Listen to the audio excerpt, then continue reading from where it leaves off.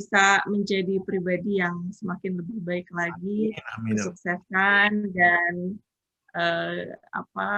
kesehatan selalu menyertai Pak RB sekeluarga. Tadi sudah banyak disampaikan Bapak Ibu terkait dengan problematika pemilu 2019 dan Pilkada 2020, mulai dari aspek tata kelola pemilu, kemudian penegakan hukum, ketaatan peserta maupun pemilih, ada juga perbedaan tafsir ini ya di Gakumdu yang sering kali terjadi, waktu penanganan pelanggaran dan penyelesaian sengketa, dan pengawasan partisipatif juga ini masih menjadi PR.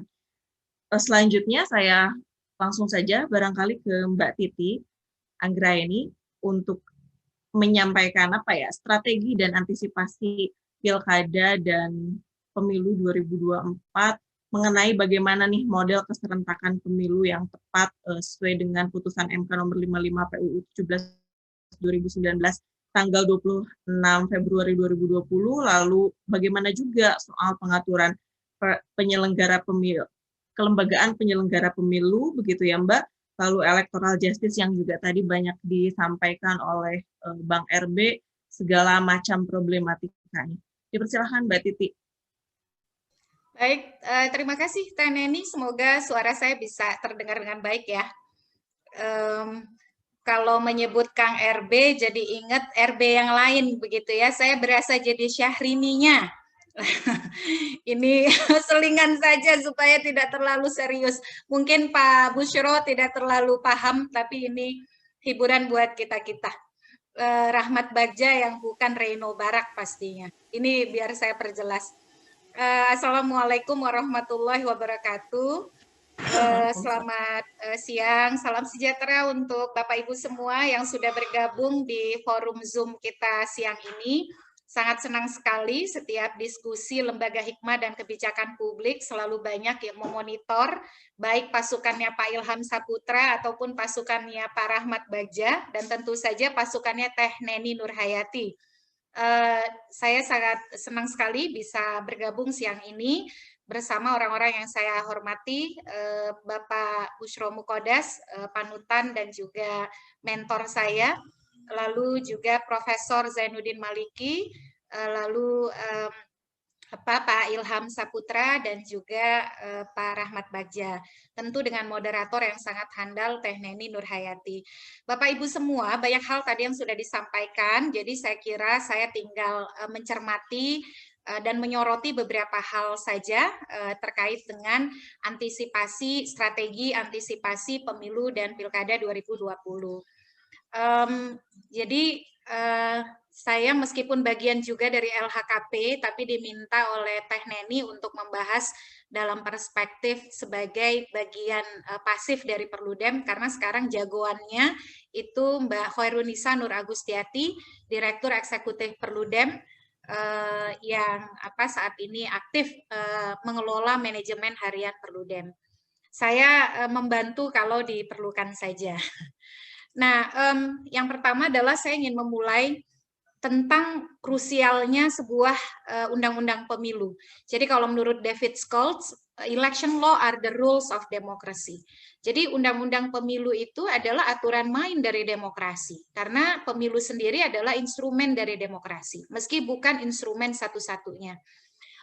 Undang-undang pemilu mendeskripsikan siapa yang bisa memilih, siapa yang bisa ikut berkompetisi dan merebut kekuasaan melalui proses pemilu, bagaimana surat suara dihitung, apa saja hak partai politik, serta siapa saja yang bisa bicara dan memberikan donasi atau sumbangan dana kampanye untuk mempengaruhi proses kampanye dan penyelenggaraan pemilu.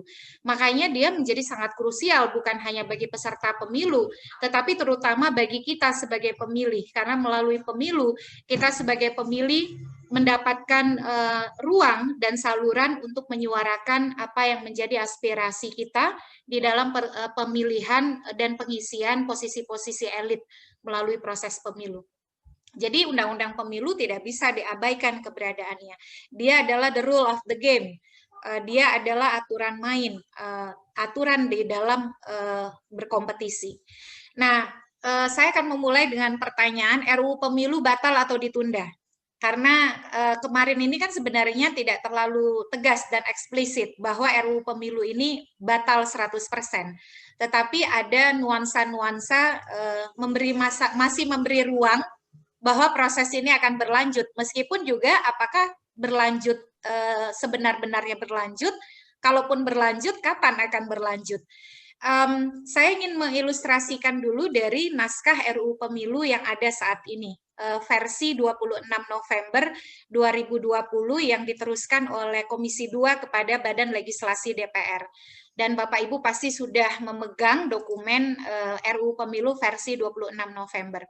Yang pertama, RUU Pemilu yang ada itu menggabungkan pengaturan pemilu dan pilkada. Jadi judulnya memang rancangan undang-undang tentang pemilihan umum, tetapi substansinya menggabungkan pengaturan pemilu dan pilkada. Jadi dia menggabungkan dua undang-undang yang tadinya terpisah. Semula Undang-Undang Pemilu di dalam Undang-Undang 7 2017, lalu Undang-Undang Pilkada di dalam Undang-Undang Nomor 1 Tahun 2015 sudah diubah 3 kali, terakhir dengan Undang-Undang Nomor 6 Tahun 2020. Yang kedua, rancangan Undang-Undang Pemilu 26 November itu membagi pemilu menjadi pemilu nasional dan pemilu daerah. Pemilu nasional untuk memilih presiden dan wakil presiden, DPR, DPD, DPRD provinsi, dan DPRD kabupaten kota. Jadi desain yang ditawarkan RUU Pemilu adalah desain yang sama persis dengan Pemilu 2019, yaitu pemilu 5 kotak ala 2019. Selanjutnya diintrodusir pemilu daerah untuk memilih gubernur dan wakil gubernur, bupati dan wakil bupati, serta wali kota dan wakil wali kota. Jadi sebenarnya ini adalah pilkada serentak begitu ya, tetapi menggunakan terminologi pemilu daerah. Yang berikut adalah di dalam RUU Pemilu versi 26 November tersebut, ambang batas parlemen naik menjadi 5% untuk DPR RI serta memberlakukan ambang batas DPRD provinsi sebesar 4% dan DPRD kabupaten kota 3%. Lalu memperkecil daerah pemilihan atau dapil atau alokasi kursi di dapil, yaitu alokasi 3-8 kursi untuk dapil DPR RI dan 3-10 kursi untuk DPRD. Sebelumnya, di dalam Undang-Undang 7 2017, alokasi kursi di dapil untuk DPR RI adalah 3-10, sedangkan untuk DPRD adalah 3-12. Jadi diperkecil alokasi kursinya. Berikutnya, tidak ada perubahan sistem pemilu atau tidak ada perubahan metode pemberian suara. Kita tetap menggunakan sistem pemilu proporsional daftar terbuka. Boleh langsung memilih caleg di surat suara, persis seperti 2019. Tetap mengatur persyaratan ambang batas pencalonan presiden, yaitu untuk mencalonkan presiden dan wakil presiden harus memiliki 20% kursi atau 25% suara sah. Yang berikut, desain kelembagaan penyelenggaraan pemilu berupa tugas, fungsi, wewenang, sifat, dan nomenklatur tidak mengalami perubahan. Jadi tetap ada KPU seperti sekarang, tetap ada Bawaslu seperti sekarang, tetap ada DKPP, dan kelembagaan-kelembagaan lainnya. Lalu menata ulang jadwal pilkada. Nah, ini yang baru ya di dalam RUU Pemilu, karena dia menggabungkan pemilu dan pilkada. Salah satu tawaran yang paling baru, selain tadi soal ambang batas, besaran daerah pemilihan, yang baru berikutnya adalah mengembalikan jadwal pilkada ke 2022 dan 2023, serta pilkada serentak nasional pada 2027. Berarti dia mengubah ketentuan pasal 201 ayat 8 Undang-Undang Nomor 10 Tahun 2016 yang merencanakan pilkada serentak pada 2024 dan menghapus pilkada 2022 dan 2023. Jadi ini adalah anatomi RUU Pemilu versi 26 November kalau boleh disederhanakan. Kira-kira begini isinya. Nah, yang berikut adalah RUU Pemilu harus diakui memunculkan isu-isu kontroversial. Karena memang yang kontroversial itu lebih gampang untuk disoroti. Dan ini yang juga memicu perdebatan di publik kita. Misalnya, pelarangan pencalonan bekas anggota HTI. Nah, ini agak ramai nih perdebatannya, karena bekas anggota PKI dibolehkan untuk dicalonkan, dipilek oleh putusan Mahkamah Konstitusi, tetapi di dalam RUU Pemilu bekas anggota HTI tidak boleh menjadi calon pemilu apapun. Pilpres, pilek, pilkada sama-sama dilarang. Lalu anggota KPU komposisinya memperhatikan keterwakilan parpol secara proporsional. Nah, padahal sudah ada putusan Mahkamah Konstitusi yang dihasilkan di dalam uji materi terkait dengan KPU harus bebas dari unsur partai politik. Tetapi justru di RUU Pemilu ini muncul lagi anggota KPU memperhatikan keterwakilan parpol secara proporsional. Lalu calon presiden wajib anggota parpol. Kemudian persyaratan calon berpendidikan paling rendah lulusan pendidikan tinggi atau sederajat. Nah, ini beberapa hal yang menjadi isu kontroversial di dalam RUU Pemilu. Kemudian kebutuhan terhadap perbaikan dan penataan teknis kepemiluan yang tadi banyak disampaikan oleh Pak Ilham Saputra, Pak Rahmat Bagja, termasuk juga oleh Ayahanda Bushro Mukodas, yang diperlukan untuk mengatasi masalah-masalah pemilu terdahulu dan dalam rangka meningkatkan kualitas manajemen dan penegakan hukum pemilu, ternyata kalau kita baca, itu belum dimunculkan di dalam pengaturan RUU Pemilu yang ada. Misalnya, solusi untuk penghitungan suara yang berlangsung tanpa jeda, sehingga menimbulkan kelelahan yang luar biasa, karena tidak boleh ada jeda, seperti putusan MK nomor 20, yang kebetulan saya menjadi pemohonnya. Lalu yang berikut pengumuman hasil pemilu yang terlalu lama, sampai 35 hari setelah hari H. Padahal katanya pemilu yang bebas dan adil itu salah satu indikatornya adalah hasil pemilu yang cepat. Karena hasilnya terlalu lama sampai 35 hari, menciptakan kontroversi, spekulasi, penyebaran hoax, dan lain sebagainya. Bahkan polarisasi yang makin parah atau makin kuat di antara masyarakat kita. Lalu perbedaan tafsir antar penyelenggara pemilu, saya tidak perlu sebutkan. Apakah soal pencalonan, memaknai mantan terpidana, lalu soal penggunaan teknologi, faktanya adalah ada perbedaan tafsir antar penyelenggara pemilu. Kemudian menata masa jabatan penyelenggara pemilu yang berserakan dan tidak efektif. Sebagai contoh Bapak Ibu, anggota KPU Provinsi Lampung itu baru dilantik pada Oktober 2019. Nah, kalau kemudian pemilu dan pilkadanya 2024, berarti dari Oktober sampai 2024, Oktober 2019 sampai 2024, aktivitas KPU Provinsi Lampung itu hanya untuk menyelenggarakan persiapan pemilu 2024. Karena sekali lagi, kalau dilihat dari siklus menuju 2024, bisa dikatakan kerja-kerja mereka hanyalah supervisi. Nah, ini yang belum lagi ditambah dengan misalnya ada anggota KPU yang dilantik H-1 pemungutan suara. Pemungutan suaranya 17 April, anggota KPU-nya dilantik 16 April. Bagaimana pelatihannya? Bagaimana pengenalannya terkait dengan seluk-beluk teknis kepemiluan? Itu tentu akan sangat problematik. Lalu kemudian RUU Pemilu kita memang belum menawarkan upaya untuk menertibkan buzzer yang dalam beberapa hal diperlukan supaya tidak menjadi parasit bagi demokrasi kita. Karena akuntabilitas dananya tidak bisa ditelusuri, lalu kemudian akuntabilitas di dalam substansi yang disampaikan kepada publik juga tidak bisa terjaga dengan baik. Padahal kan kita punya tanggung jawab untuk mengedukasi masyarakat kita. Lalu penggunaan teknologi rekapitulasi suara elektronik untuk akuntabilitas dan proses kerja yang lebih sederhana. Nah, ini memang belum terlalu diatur dengan baik, walaupun misalnya soal teknologi sudah diatur tentang peluang untuk penggunaan teknologi di dalam penyelenggaraan tahapan, tapi pengaturannya belum terlalu komprehensif. Nah, yang berikut, secara pragmatis, tidak direvisinya Undang-Undang Pemilu sama-sama memberikan insentif. Kalau kita mau jujur tadi ya, lihat yang di awal, 2 slide di awal, baik bagi partai non-parlemen, karena tadi ya, kalau tidak direvisi berarti tidak ada ambang batas di kabupaten kota dan juga di provinsi maupun untuk DPR RI tetap 4%. Insentif bagi partai parlemen, insentif bagi partai-partai kecil menengah, insentif bagi partai besar, insentif bagi partai kecil menengah misalnya. Ini saya tidak ada tendensi ya menyebut kecil menengah dalam artian, tetapi hanya berorientasi pada perolehan kursi. Itu misalnya kalau tidak jadi direvisi, dapilnya kan tetap 3-10, untuk DPR, untuk DPRD tetap 3-12. Lalu ambang batasnya juga akan tetap sama begitu. Dan ada juga insentif bagi partai besar. yaitu tetap adanya ambang batas pencalonan presiden. Jadi keberadaan ambang batas pencalonan presiden tentu memberikan insentif lebih pada mereka.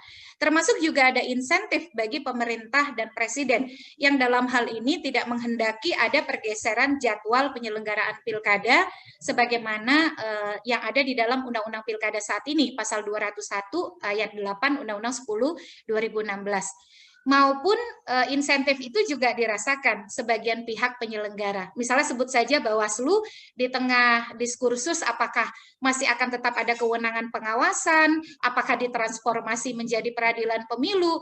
Kalau undang-undangnya tidak diubah, maka konfigurasi dan anatomi kelembagaan KPU kan kelembagaan Bawaslu tetap aman begitu ya. Mengikuti RUU pemilu yang ada saat mengikuti undang-undang pemilu yang ada saat ini karena RUU pemilunya tidak jadi dibahas. Nah, tetapi ada pihak yang tidak beruntung mendapat insentif tersebut. Ini mumpung ada Prof. Zainuddin Maliki. Siapa itu? Yaitu pemilih. Karena tadi hal-hal yang harusnya bisa dituntaskan melalui revisi Undang-Undang Pemilu, tadi soal beban, soal kompleksitas, itu tidak bisa didapatkan oleh pemilih. Jadi tidak direvisinya Undang-Undang Pemilu memberikan insentif bagi pihak-pihak yang tadi disebut, tetapi pemilih itu yang paling tidak mendapatkan insentif. Namun lagi-lagi meskipun RUU Pemilu yang tidak dilanjutkan ini atau belum diputuskan akan lanjut atau tidak ini memberikan insentif pada para pihak tadi, tetapi harus ya kita tetap bersuara, bukan berarti RUU Pemilu atau revisi Undang-Undang Pemilu tidak diperlukan. Karena tadi kondisi objektif, kondisi faktualnya, ada banyak hal membuat mengapa revisi Undang-Undang Pemilu diperlukan untuk dilakukan. Nah, yang berikut yang juga ingin saya soroti adalah pemerintah ingin ada koherensi masa jabatan antara eksekutif nasional, dalam hal ini presiden, dan eksekutif daerah, yaitu gubernur, bupati, wali kota. Sebagai ilustrasi, presiden dilantik pada 20 Oktober 2024, kalau jadi ya pemilu pilkada di 2024 pada tahun yang sama, paslon terpilih untuk kepala daerah, gubernur, bupati, wali kota bisa dilantik paling cepat Desember 2024. Jadi selisihnya memang tidak jauh. Tapi kalau ada sengketa, maka paslon pilkada terpilih itu dilantik pada Januari Februari 2025. Jadi selisihnya memang tidak jauh. Nah, koherensi ini katanya demi sinkronisasi di dalam implementasi program-program dan juga rencana pembangunan. Namun, lagi-lagi skema tersebut memberikan tumpukan beban yang sangat berat bagi penyelenggara. Dan bukan hanya bagi penyelenggara, tadi kita sudah bahas, juga bagi pemilih. Sebagai contoh, sebagai ilustrasi, saya elaborasi di beban penyelenggara ya. Misalnya, dan partai politik pun punya beban yang sama berat. Misalnya saja akan ada irisan tahapan-tahapan krusial pada April sampai Juni 2024. Saya coba simulasi membandingkan tahapan antara pemilu 2019 dengan pilkada 2020. Pada April sampai Juni 2024 itu akan berlangsung pungut, hitung, rekap, dan proses sengketa hasil pemilu. Serta ada kemungkinan pemungutan suara ulang kalau jajaran Pak Rahmat Bagja merekomendasikan PSU atau Mahkamah Konstitusi merekomendasikan PSU. Di saat yang sama, Pilkada memasuki tahapan BIMTEK petugas, baik PPK dan PPS, pemutakhiran data pemilih, dan verifikasi dukungan calon perseorangan. Belum lagi kalau ada putaran kedua Pilpres. Di Juni itu akan sudah mulai putaran kedua Pilpres yang pemungutan suaranya kemungkinan besar akan pada bulan Juli. Nah, tahapan Pilpres itu dimulai pada Agustus 2022. Maksudnya tahapan pemilu itu akan dimulai pada Agustus 2022. Ini saya koreksi dulu biar tidak bingung. Tahapan pemilu itu akan dimulai pada Agustus 2022, artinya tahun depan, tidak banyak lagi waktu. Karena di dalam Undang-Undang Nomor 7 tahun 2017, kalau dia tidak jadi diganti, tahapan pemilu itu dimulai 20 bulan sebelum pemungutan suara berlangsung. Artinya dimulai pada Agustus 2022. Karena pemungutan suaranya kalau siklus 5 tahunan itu pada April 2024. Dan tahapan pilkada akan dimulai pada November 2023. Karena untuk pilkada itu KPU selalu launching tahapan 12 bulan sebelum hari pemungutan suara. Nah, saat tahapan pilkada dimulai, berarti November 2023 ya, sedang berlangsung tahapan kampanye pemilu 2024. Karena penetapan calon itu berlangsung pada bulan September dan akan langsung dilanjutkan dengan kampanye September 2023. Ini simulasi saya saja. Jadi Bapak Ibu bisa melihat tumpukan-tumpukan beban tahapan ketika pemilu dan pilkada diselenggarakan pada tahun yang sama, meskipun tidak pada hari pemungutan suara yang sama.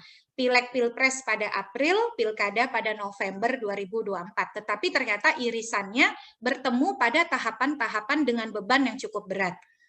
Lalu yang saya ingin tawarkan, karena kita bicara strategi dan antisipasi, adalah titik temu. Jadi yang diperlukan adalah memang titik temu, karena tadi di awal saya memulai dengan bukan berarti revisi Undang-Undang Pemilu tidak diperlukan. Dan kalau boleh kita kontemplasi secara jernih, saya meyakini Profesor Zainuddin Maliki pun pasti mengakui ada banyak hal yang perlu kita perbaiki di dalam Undang-Undang Pemilu kita. Yang pertama, proses pembahasan RUU Pemilu mestinya dilanjutkan dan berkembang untuk memperoleh titik temu.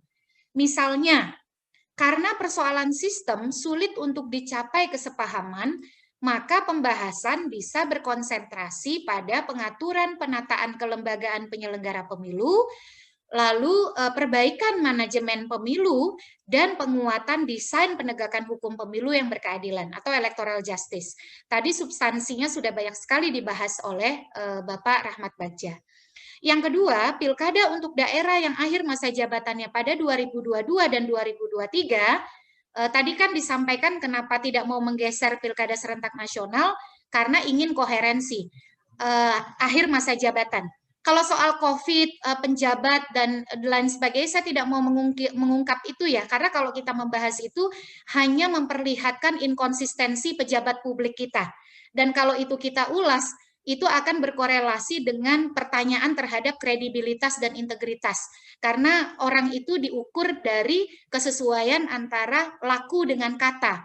Kalau berbeda-beda argumen untuk melegitimasi kebijakan, yang terlihat hanyalah pertanyaan pada kualitas, kredibilitas, dan integritas. Jadi kita kesampingkan alasan COVID dan lain sebagainya itu.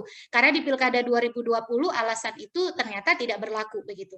Jadi saya fokus pada alasan koherensi akhir masa jabatan saja. Nah, sebenarnya bisa ada titik temu kalau yang dituju itu adalah koherensi akhir masa jabatan. Selain juga kita masih bisa fokus pada penanganan COVID dan lain sebagainya. Usulannya adalah titik temunya, pilkadanya tetap diselenggarakan serentak dengan menggabungkan antara Pilkada 2022 dan Pilkada 2023 pada Februari 2023. Jadi tidak pada 2024. Nah, karena mengapa begitu? Karena irisan atau pertemuan tahapan pada 2023 itu lebih sederhana dibanding pertemuan tahapan pada tahun yang sama, yaitu 2024. Sehingga diharapkan sebelum berlangsung tahapan pencalonan pemilu, seluruh proses pilkada sudah bisa dituntaskan. Karena biasanya pencalonan itu caleg mulainya di bulan Juli. Nah, kalau pilkadanya di Februari 2023, di Juli 2023, itu insya Allah tahapan itu tinggal tahapan-tahapan akhir, atau tinggal penutupan atau closing tahapan pilkada. Nah, seluruh proses pilkada sudah bisa dituntaskan, gitu ya, ketika tahapan krusial pencalonan dimulai. Selain itu, masa jabatan antara presiden serta gubernur dan bupati wali kota juga tidak terlalu terpaut lama. Karena tadi ya, gubernur bupati wali kota bisa terpilih pada 2023 pertengahan, lalu presiden kan bulan Oktober 2024. Jadi selisihnya setahun, konsolidasinya bisa tetap berjalan beriringan begitu. Nah, pembahasan RUU Pemilu akhirnya bisa dibatasi fokus pada revisi Undang-Undang Pemilu, yaitu revisi pada Undang-Undang Nomor 7 Tahun 2017. Materi pilkada dikeluarkan dari pembahasan. Sementara untuk penataan jadwal itu dilakukan melalui revisi Undang-Undang Pilkada, yaitu Undang-Undang Nomor 1 Tahun 2015 yang sudah diubah terakhir kali, sudah diubah 3 kali terakhir dengan Undang-Undang Nomor 6 Tahun 2020.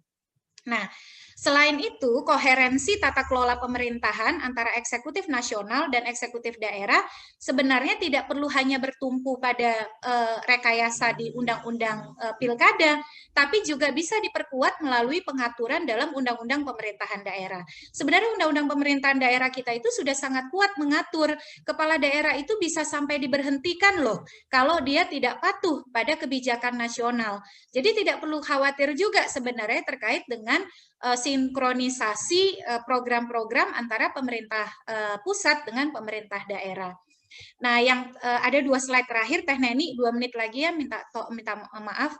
Yang pertama, isu krusial sistem pemilu yang selalu berkaitan dengan persaingan antar partai dalam memperoleh kursi acap kali membuat pembahasan menjadi abai terhadap tujuan dari sistem pemilu, yaitu koherensi sistem pemilu dengan sistem pemerintah, sistem kepartaian, sistem perwakilan, dan sistem pemerintahan. Lalu tujuan yang kedua, efektivitas pemerintahan.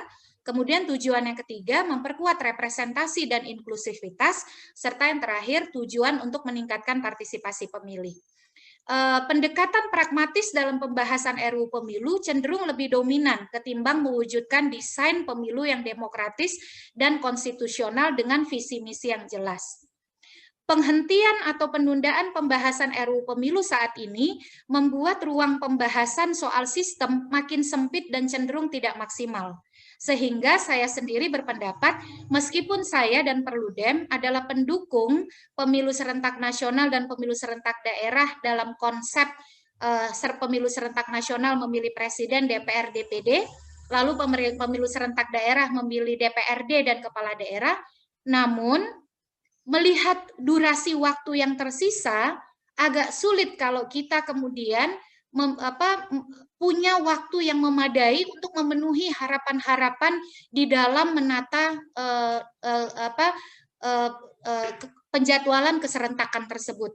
Sehingga sebaiknya pembahasan RUU Pemilu diorientasikan untuk sehingga sebaiknya pembahasan soal sistem itu diorientasikan untuk pasca 2024. Karena memang ruang gerak waktu kita sangat terbatas saat ini. Untuk itu sangat diperlukan itikat baik dan bukan sekedar untuk mengamankan kepentingan dan eksistensi pragmatis. Nah, rekomendasi berikutnya, karena pertimbangan 1, 2, 3 di atas, untuk memperoleh undang-undang pemilu yang ajak, maka pemerintah dan DPR disarankan membentuk tim ahli lintas disiplin untuk merumuskan naskah RUU bidang politik yang komprehensif, bukan hanya RUU pemilu, tetapi juga RUU bidang politik, termasuk undang-undang partai politik, yang komprehensif dan koheren antara desain sistem kepartaian, sistem pemilu, sistem perwakilan, serta sistem pemerintahan. Termasuk pula memilih model keserentakan yang konstitusional, demokratis, berkeadilan, dan mampu melayani pemilih dengan sebaik mungkin untuk bisa menggunakan hak pilihnya secara mudah, sederhana, dan cerdas. Nah, yang berikut adalah, jadi tadi usulannya adalah RUU Pemilu tetap diubah, dibahas, tapi memang berkonsentrasi tadi ya pada perbaikan yang di sini. Perbaikan-perbaikan yang membenahi kelembagaan, manajemen, dan keadilan elektoral. Orientasi penataan soal sistem itu nanti ditujukan untuk pasca 2024, mengingat waktu kita sudah sangat pendek, dan kalaupun itu dipaksa dilakukan akan sangat tergesa-gesa dan nanti bisa membuat implementasi bermasalah. Apalagi kan pesan putusan MK tadi disampaikan oleh Pak PLT Ketua KPU, pembahasan RUU Pemilu itu tidak boleh tergesa-gesa dan harus dilakukan jauh-jauh hari terkait dengan model keserentakan yang dipilih dan implikasi dari keserentakan tersebut. Nah, supaya kita itu bisa komprehensif, maka untuk menghindari bias yang pertama dan yang kedua ini, dibentuklah tim pakar multi atau lintas disiplin ini. Jadi tinggal nanti DPR dan pemerintah memberikan persetujuan atas kerja-kerja tim pakar yang betul-betul profesional dan kredibel ini, tentu dengan supervisi dari pemerintah dan DPR. Yang berikut ini slide terakhir, mohon maaf Prof. Zainuddin, Prof. Maliki. KPU harus merumuskan dan melakukan simulasi teknis pemilu secara holistik dan berulang-ulang menuju 2024 dengan mendasarkan pada evaluasi dan audit yang komprehensif atas penyelenggaraan pemilu 2019. Yang saya baca adalah hampir semua partai politik kita tidak mau memisahkan DPR dengan DPRD. Dan melihat hari ini kita sudah berada pada Februari 2021, nampaknya model keserentakan ala 2019 itu akan terulang kembali di 2024. Nah, oleh karena itu yang paling harus bersiap adalah tentu KPU. Tetapi bukan hanya asal siap begitu ya, tetapi KPU harus menyiapkan diri secara terukur. Misalnya tadi soal simulasi dan mempersiapkan perangkat teknis, KPU harus memikirkan dan mensimulasikan dengan serius soal penyederhanaan dokumen dan birokrasi pungut hitung di TPS. Testimoni dari riset kecil yang saya lakukan, kelelahan terbesar dari petugas KPPS adalah karena terlalu banyak dokumen yang harus diisi dan birokrasi pungut hitung yang sangat kompleks ketika hari H pemungutan suara. Lalu pengaturan batas atas usia petugas KPPS seperti di Pilkada 2020. Kemudian penyederhanaan metode kampanye. Saya setuju metode kampanye di Pilkada 2020 dalam beberapa hal diduplikasi. Contohnya, debat kandidat itu tidak perlu dihadiri pendukung, toh juga nanti kan di live streaming via media penyiaran, daripada dihadiri pendukung beratus-ratus tapi memicu potensi konflik. Kemudian, penghapusan kampanye rapat umum juga perlu menjadi pertimbangan untuk dilanjutkan. Kemudian mekanisme pemilahan data pemilih pemilu dan pilkada. Karena data pemilih pemilu dan pilkada itu sangat berbeda satu sama lain. Termasuk apakah kita masih perlu coklit misalnya ya, pencocokan dan penelitian dengan metode sensus door to door. Padahal KPU sekarang sudah diminta untuk melakukan pemutakhiran data pemilih berkelanjutan. Serta perbaikan sistem pengadaan dan distribusi logistik pemilu. Karena persoalan besar di 2019 adalah salah kirim, salah jumlah, terlambat datang, tertukar, dan seterusnya. Yang kedua, penyiapan dan penguatan infrastruktur teknologi informasi kepemiluan harus sudah dilakukan sejak awal. Oleh karena itu, harus ada dukungan kementerian, lembaga, dan seluruh pihak pada kredibilitas, kapasitas, dan integritas teknologi yang digunakan. Khususnya pengembangan SIDALI untuk pemutakhiran data pemilih, sistem teknologi informasi pendaftaran partai politik atau SIPOL, dan juga SIREKAP. Diperlukan dukungan penuh bagi penyelenggara dalam melaksanakan dua hal di atas ini, berupa ketersediaan infrastruktur, sarana prasarana, dan anggaran. Karena kompleksitas ini tidak bisa tanpa disikapi oleh dukungan tiga hal ini. Yang berikut, harus ada evaluasi dan formulasi perbaikan regulasi teknis pemilu yang dimulai sejak sekarang, yaitu penyusunan peraturan KPU dan peraturan Bawaslu berdasarkan evaluasi dan audit pemilu 2019. Yang berikut adalah rekrutmen penyelenggara pemilu, KPU dan Bawaslu itu akan dimulai Oktober 2021 karena Pak Ilham dan Pak Bagja dan kawan-kawan masa jabatannya akan berakhir April 2022. Oleh karena itu, karena berat dan kompleksnya beban pemilu 2019, maka proses rekrutmen harus mengedepankan figur-figur terbaik dengan kapasitas kepemiluan yang kuat dan teruji. Disinilah sebenarnya itikat baik partai politik sangat diperlukan untuk mengedepankan masa depan pemilu kita yang berkualitas. Ya, kita tahulah soal cerita misalnya dalam proses rekrutmen. Mudah-mudahan kompleksitas dan kerumitan pemilu 2024 itu melahirkan kejernihan moral dan integritas kita untuk menghasilkan penyelenggara pemilu yang betul-betul terbaik gitu. Dan yang terakhir, perlu dibuat protokol kerja antar penyelenggara pemilu sehingga terwujud kesepahaman dalam pelaksanaan kerja penyelenggaraan pemilu. tanpa mengintervensi independensi masing-masing pihak agar tidak menimbulkan kegaduhan antar penyelenggara pemilu. Terutama tadi untuk menjawab ini ya, perbedaan tafsir, lalu seolah-olah ada merasa rivalitas dan lain sebagainya, walaupun itu tidak diakui, tetapi kan publik bisa menilai. Kenapa protokol kerja ini diperlukan? Tidak cukup hanya dijawab di dalam kode etik, karena untuk menjawab tadi kesepahaman-kesepahaman yang sifatnya tidak melulu bisa dijawab oleh dokumen etik. Misal contoh gini ya, di dalam menyelenggarakan pemilu yang kompleks rumit, agak susah bagi KPU-nya kalau saat yang sama dia dipanggil penyelesaian sengketa, dilaporkan ke polisi, dilaporkan melanggar kode etik juga, padahal teknis pemilunya sangat berat untuk diselesaikan. Nah, hal-hal seperti itu perlu dibangun kesepahaman di antara sesama penyelenggara pemilu kita. Saya kira mohon maaf saya sampai lebih dari jatah, semoga berkenan dan mohon maaf atas hal-hal yang tidak berkenan. Terima kasih. Wassalamualaikum warahmatullahi wabarakatuh. Waalaikumsalam warahmatullahi wabarakatuh. Terima kasih Mbak Titi, penyampaian yang jelas dan gamblang sekali tadi.